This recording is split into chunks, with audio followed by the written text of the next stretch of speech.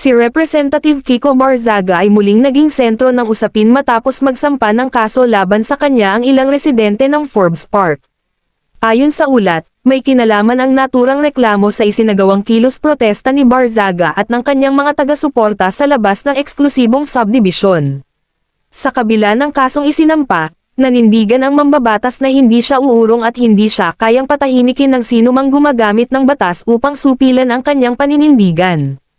Sa isang panayam, mariing sinabi ni Barzaga na hindi siya natatakot sa banta ng pagkakakulong. Aniya, hindi maaaring gamitin ang takot o panggigipit upang patahimikin ang isang taong handang ipaglaban ang kanyang paniniwala, kahit kapalit nito ay ang sariling buhay. Idinagdag pa niya na magpapatuloy sila sa kanilang mga protesta hanggat hindi na ihahatid ang hustisya na kanilang hinihingi.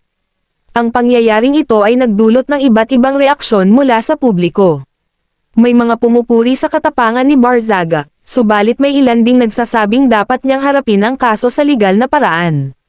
Sa kabila ng lahat, nananatiling matatag si Barzaga sa kanyang paninindigan na ang tunay na layunin ng kanilang pagkilos ay ang paghahanap ng katarungan at pagbabago para sa mamamayan.